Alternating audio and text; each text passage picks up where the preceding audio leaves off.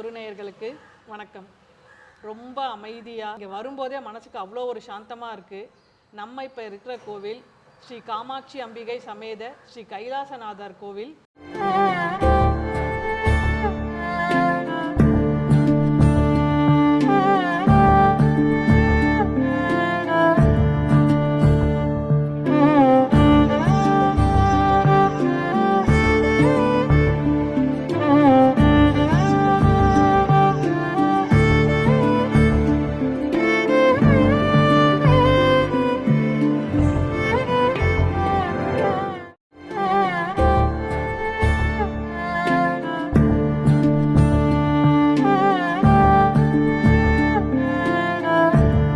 எருகம்பாக்கத்தில் புதுசாக கட்டியிருக்காங்க. அவ்வளோ ஒரு அமைதியாக ரொம்ப ரம்மியமாக இருக்குது இந்த சூழல். இந்த கோவிலை பற்றி மேலும் விவரங்களை சொல்கிறதுக்காக கோவிலோட அர்ச்சகர் மோகன் நம்மளோட இணைஞ்சிருக்காரு. வணக்கம் மாமா. வணக்கம். ரொம்ப நல்லா இருக்குது, அவ்வளோ ஒரு அமைதியாக பீஸ்ஃபுல்லாக இருக்குது இங்கே வந்தாலே. எப்போ கட்டினது இந்த கோவில்? இந்த கோவில் வந்து 2019 ஜனவரி மாதம் 27ஆம் தேதி இது கும்பாபிஷேகம் பண்ணது. இந்த ஆலயமானது துவக்கத்திற்கு வந்து ஒரு இவர் ஆரம்பித்து சுந்தரம் ஐயர்னு சொல்லிட்டு அவர் தான் முதல்ல இந்த சிவனுக்கான அடிக்கல் நாட்டினாங்க. அது அடிக்கல் நாட்டி ஒரு 5-6 வருஷம் கும்பாபிஷேகம் ஆகாமே இருந்தது. ஆக என்னை கூப்பிட்டு இந்த மாதிரி இந்த கோவிலை பற்றி என்ன செய்யலாம் என்ன ஏதுங்கும்போது முதல்ல நிருதி மூலையில் விநாயகரை ஆரம்பிப்போம், அதுக்கப்புறம் எல்லா சன்னதியும் வந்துடும் அப்படின்னு சொல்லிட்டு ஆரம்பித்து கிடுகிடுன்னு மக்களோட பொது நன்கொடையினாலையும் எல்லாருடைய கமிட்டி மெம்பரோட ஒத்துழைப்பினாலே இந்த கோவிலை நல்லபடியாக கட்டி அதுக்காக இந்த கோவிலை சிவாலயமாக நிர்மாணித்து அப்போ அம்பிகை காமாட்சி அம்பிகா சமேத கைலாசநாதர், ஸ்ரீ கற்பக விநாயகர், ஸ்ரீ வள்ளி தேவசேனா சமேத செல்வமுத்து குமாரசுவாமி, காலபைரவர்கள்லாம் பிரதிஷ்டை பண்ணி மகா கும்பாபிஷேகம் நடைபெற்றது. வருடந்தோறும் ஜனவரி மாதம் 27ஆம் தேதி அன்னைக்கு இந்த கோவிலோட ஆனுவல் டே அப்படின்னு சொல்லக்கூடிய சம்பத்சராபிஷேகமானது 26ஆம் தேதி முதல் காலமும் 27ஆம் தேதி காலம்பரை 2ஆம் கால ஹோமங்கள்லாம் பண்ணி அபிஷேகம் பண்ணி சாயந்தரம் சுவாமி அம்பாளுக்கு திருக்கல்யாண மகோற்சவம் பண்ணிவிட்டு இரவு 8 மணிக்கு மேலே பஞ்சமூர்த்தி வீதி விழாவும் நடைபெற்று வந்து வருஷம் வருடந்தோறும் நல்ல சிறப்பானது. இந்த மகா சிவராத்திரி மிக சிறப்பாகவும், பங்குனி மாதம் பக்தர்கள்லாம் சேர்ந்து பால் குடம் எடுக்கிறதும், எல்லா வைபவமும், ஆடிப்பூரம், நவராத்திரி 10 நாளுமே இங்கே அம்பாளுக்கு நவாவரண பூஜை பண்ணி ஸ்ரீசக்கரம் மேரு எந்திரம் ஸ்தாபனம் பண்ணியிருக்கோம். இந்த நவராத்திரிக்கு ஒவ்வொரு நாளும் நவாவரண பூஜை, ஒவ்வொரு நாளும் அம்பாள் ஒவ்வொரு அலங்காரத்தில் எழுந்துருவார். அன்னைக்கு அம்பாளோட சுரூபமாக கன்னியா பெண்களை வச்சு பூஜை பண்ணி அவளுக்கு வஸ்திரம் மரியாதை எல்லாம் பண்ணி எல்லாம் பண்ணுவோம். நவராத்திரி பிரம்மோற்சவம் நல்லா நடக்கும். சஷ்டி அன்னைக்கு திருக்கல்யாண மகோற்சவம், சூரசம்ஹாரம் எல்லாமே கோவில் கந்த சஷ்டி எல்லாமே சிறப்பாக நடக்கும். இங்கே எல்லா மூர்த்திகளும் ரொம்ப சாந்தித்தியமாக கேட்குறவாளுக்கு வேண்டிய வரத்தை கொடுத்துட்டுருக்கா. இங்கே மிக சிறப்பு என்னென்னா, அம்பாளுக்கு பரிகாரம் பண்ணான்னா உடனே திருமணமாகாத அளவுக்கு திருமணம், குழந்தை பாக்கியம் இதெல்லாம் அம்பாள் அருள் பாய்ச்சுட்டுருக்கா. சுவாமி ரொம்ப பிரத்யட்சமாக இருப்பாள், காமாட்சி அம்பிகா சமேத கைலாசநாதர்.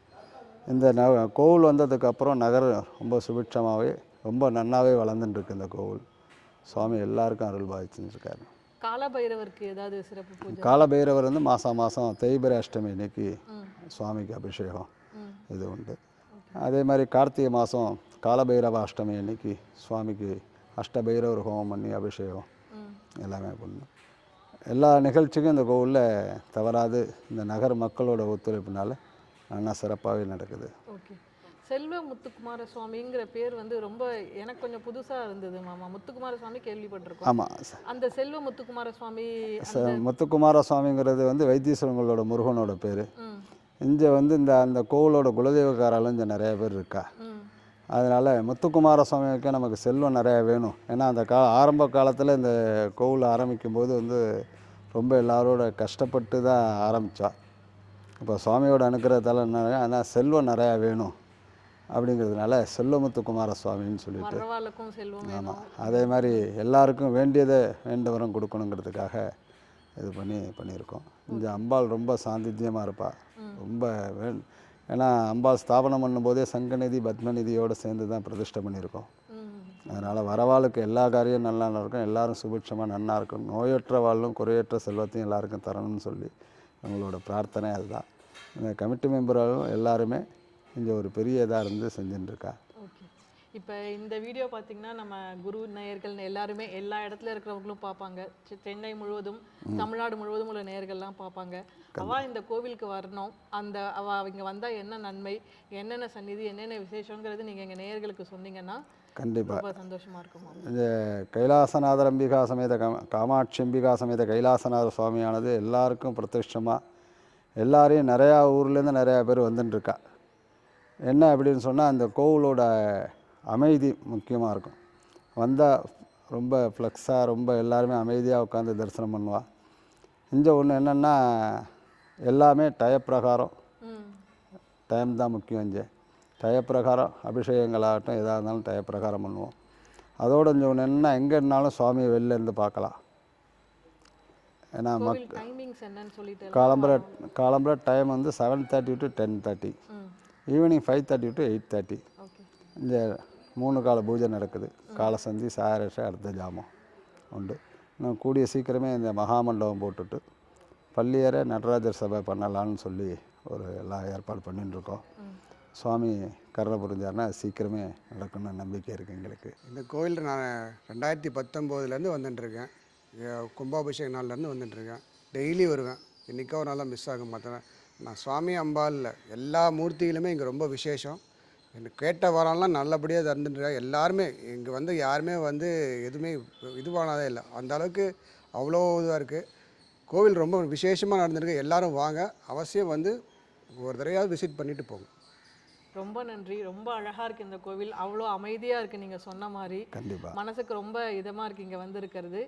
இந்த கோவில் இன்னும் பிரபலமடையணும், நிறைய பேர் அம்மன் அருளும் கைலாசநாதர் அருளும் பெறணும் அப்படிங்கிறது எங்களோட பிரார்த்தனையாக இருக்குது. கண்டிப்பாக நேரத்துக்காக ரொம்ப நன்றி. சந்தோஷம். நன்றி. அனைவருக்கும் நன்றி.